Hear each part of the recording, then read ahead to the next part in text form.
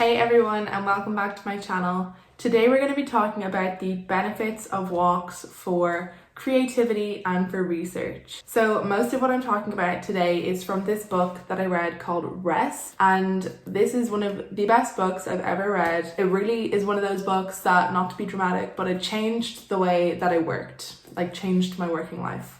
So I really highly recommend this book, written by Alex Soojung-Kim Pang. So highly recommend.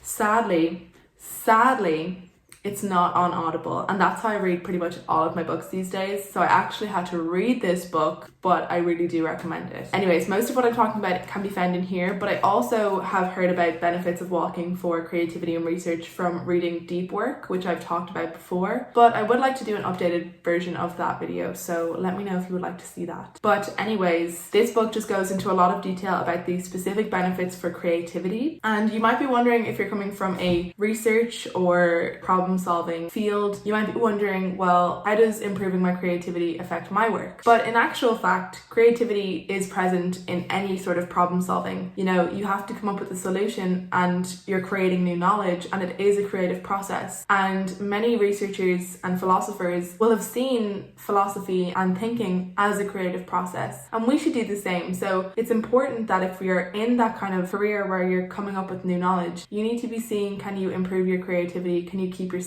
creative? And rest is one of the most important ways to do that. And it's not just resting, like chilling on the couch watching TV. This book talks a lot about deliberate rest and the importance of being very conscious with your rest time and doing activities that are actually going to improve your creativity. So this is just one of the things that are talked about in the book. If you would like to see the rest of the things talked about in this book in separate videos, please let me know in the comments below, because I love talking about this stuff. So if you would like to hear about it, let me know. Or by giving a thumbs up. If we get enough thumbs up, then I will do the videos. If you've seen any of my day in the life videos, you'll know that walking is always in my routine, but I haven't really discussed the benefits of them or why I do it. So obviously I do have a dog, so that's one benefit. I need to walk her. But even if I didn't, you know, I used to walk an hour a day to and from university and tried to get a walk in at lunchtime. And that's because of reading what I have read about walking and the benefits for creativity and research. Not only is it part of my daily routine, but you'll know that it is part of tons and tons of renowned thinkers and creative people over the years. More traditionally creative people like Charles Dickens walk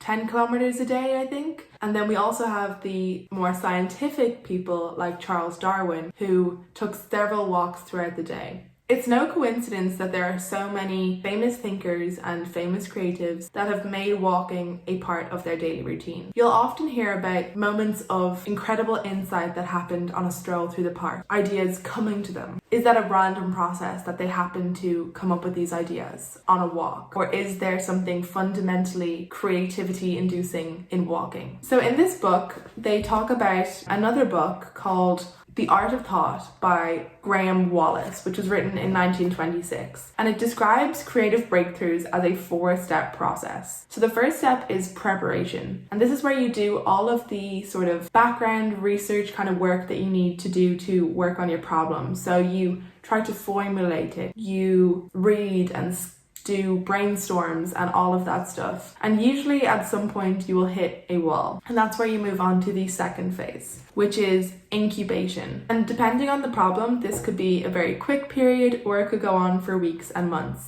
So this is where you're kind of put on pause and you can't really do any more work and you're just sort of waiting for the idea to come to you. And then the third phase is illumination, which is what comes next. Those are where those ideas come to you, those aha, I figured it out kind of moments. And the last phase then is verification, where you determine fully if your dramatic realization was in fact the proper solution, if it works. Those are the 4 stages of creative thought. And it's been shown that those moments of illumination can often happen from mind wandering. People have thought about the fact that mind wandering can happen at any point. So perhaps it's just completely random that these insights happened on walks. You know, it was bound to happen at some time during a walk because walks are very common, and naturally you were going to have one of these moments of insight at some point on a walk because you're walking a lot anyways. So then scientists wanted to come up with a way to test this. But in order to talk about that, I just want to first briefly talk about two different types of creative thinking. So those are divergent and convergent thinking. Convergent thinking focuses on narrowing down multiple ideas into one solution. It's very linear, systematic, analytical, and the point is to ask the question, why is something the way it is? Whereas divergent thinking is more focused on branching out.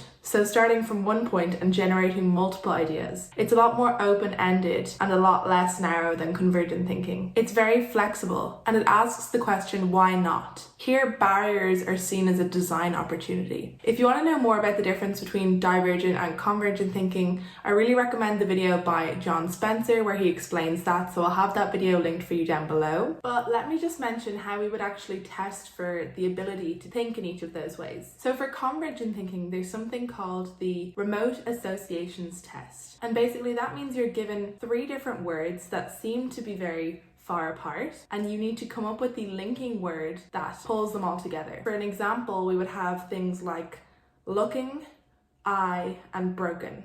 So those are the 3 remote words that you need to find the associative word for. Pause this video and see, can you come up with the answer? So the answer is glass. We have looking glass, broken glass, and eyeglass. So that's how we come up with the remote associations. So that's for convergent thinking. So here you can see we have all of these ideas and we're narrowing them down into one solution. So then for divergent thinking, the test that's commonly used is known as the alternative use test. So you're given some object and you have to come up with as many alternative uses as possible. So you can see this one is much more open-ended. So then these ideas will be ranked on feasibility. How feasible is the alternative use? Can this really be done? So for example, you'd have to come up with alternative uses for a marker apart from using it to write. That's the kind of thing that we're looking for here. And you can see this one is more open-ended, it expands out, there's loads of possible ideas. Those are the 2 ways we can test for convergent and divergent thinking. Which do you think research is? Which do you think your PhD is? Pause this video and comment down below which you think it is, and then come back to the video. So in actual fact, it's both.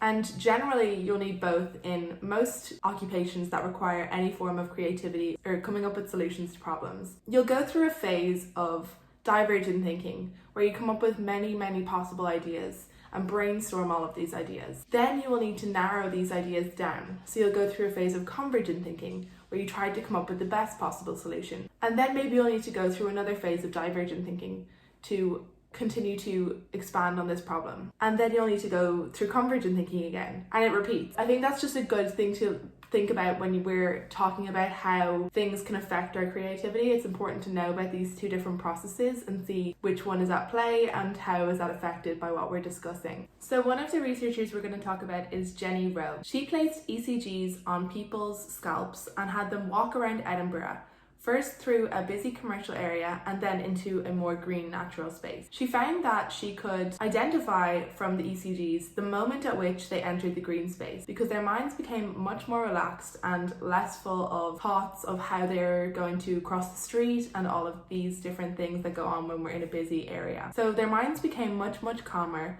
but they didn't completely zone out. So this leads us to the idea that walking in a natural space gives us the opportunity for the subconscious mind to do some work and bring some of the ideas working there up to the conscious. So then we might think, is it just the natural green space that causes this to occur, or is it the process of walking? To discover this, 2 scientists named Alboreto and Schwartz came up with 4 different experiments in Stanford, and they used those psychological tests we talked about in the beginning, so the remote associations test and the alternate uses test. In the first experiment, they had people sit at a desk and then take each of the tests, and then sit at a desk and then take each of the tests again. And then in the other group, they had people sit and take the tests and then go for a walk on the treadmill and take the tests again. And they found that for the alternate uses test, walking on the treadmill had a great impact on how creative their answers were and their scores on that test. Whereas for the remote associations test,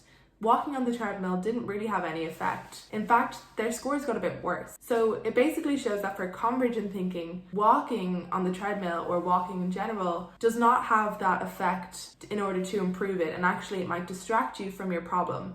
And this can make some sense because when we're following a linear process, any form of distraction allowing the subconscious mind to wander isn't necessarily going to benefit you in trying to get to that solution. Whereas for divergent thinking, allowing your mind to wander a bit will naturally lead you to new ideas. So your divergent thinking abilities can improve. So the first experiment basically showed that divergent thinking was improved by walking on the treadmill compared to sitting. In their second experiment, they then included another variable. So instead of just having the people sitting, taking the tests, and then sitting and taking the test, or sitting and taking the test and then walking and taking the test, they also included people walking and taking the tests and then sitting and taking the test. And this time they found that actually the people who walked and then took the tests and then sat and then took the test, their test scores when they sat were significantly better than the people who just sat and took the test. So walking first naturally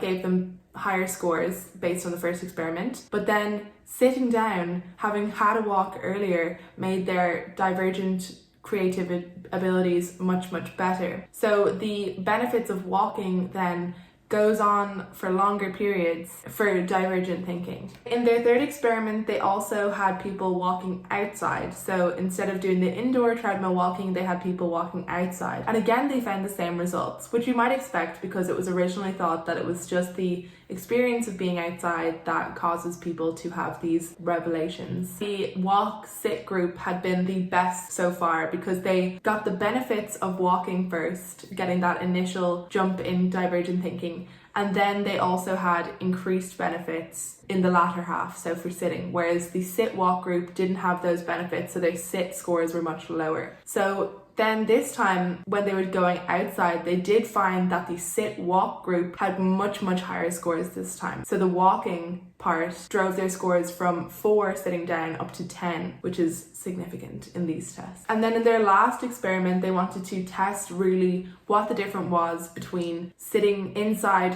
sitting outside, walking inside, and walking outside. Sitting outside as someone being pushed in a wheelchair in the outside area. So this doesn't have the physical process of walking. And then walking inside was on a treadmill, walking outside was just walking. So they found that the people who sat inside and sat outside didn't have a difference in scores, and the people who walked inside and walked outside didn't have a difference in scores. But then there was a significant difference between the people who sat inside or outside and walked inside or outside. So it shows that the actual process of walking is what causes the divergent thinking to expand and improve, and not just the process of being in nature. So that's good for many of you who can't go outside at the moment. It means if you can get a walk in inside, you will have those benefits of improving your divergent thinking. How do you go about that inside? Do you go and buy a treadmill desk? Well, no, they're really expensive. Obviously, if you can, sure, but I think there's a much cheaper alternative for doing a sort of indoor walking desk on a budget. So let me just show my setup for you guys.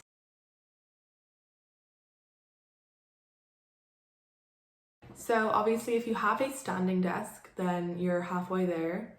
If not, you can try and find some surface that's as close to your standing comfortable height as possible. So that means when you're standing up, you want your arms to bend at a 90-degree angle so that you can type comfortably there. So then after that, the next thing will be to use a long loop resistance band. And this is going to act as your treadmill. So what you'll do is you'll attach it to some very stable... I actually wrapped mine around this part of my radiator. So it's actually pretty sturdy. It's not going to move from there. But obviously I wouldn't leave it on there just in case of heat. We don't have these on at the moment, so that's why it's fine. But anything that you can find that is pretty sturdy and that won't break from the resistance band being on it. But whatever works for you, just make sure it's not something that's going to fall down. So safety first. disclaimer, safety. Something that's very sturdy, you're going to attach it to that and then put it around your waist. And then that means when you're walking, there'll be some resistance and it'll act as that treadmill. And then again, you just want to make sure that your desk is at a comfortable height. So if you don't have a standing desk, if you have a high enough surface and that you can maybe prop things up with a stack of papers underneath, to make sure that your arms are at that comfortable angle and that your screen is at that comfortable height as well. And there you have it, a walking desk that costs not much money. So I think you could probably get one long loop resistance band for about 10 quid. So there you go, all done. So should you incorporate walks into your daily routine? Definitely. I think how you do it will depend, I guess, on what kind of phase of thinking you're in. So if you're in a divergent phase, you might want to have walks be a very central point of your day and incorporate some of those walking desk techniques that I talked about. That's one option. But if you're in more of a convergent phase where you're trying to narrow down your ideas, I still think it's very beneficial to go for a walk at some point in the day, but probably separate that from your work. So have your work period and then go for a walk after you've finished or in between two larger periods of work. Whereas again, in the divergent phase, you want to be having those walks before you work, while you work, in between, lots of different walks to kind of really stimulate that mind-wandering, divergent thinking kind of atmosphere. So yeah, that is it for this video. Please let me know if you guys enjoyed it, because I really enjoy making these kinds of videos, but obviously I want to make sure that you all enjoy them. So let me know with a thumbs up or by commenting down below. And if you want to see future videos about this kind of thing and PhD research stuff in general, then be sure to subscribe and hit the notification bell so that you know when new videos are uploaded. Thank you so much for watching, and I will see you in the next video.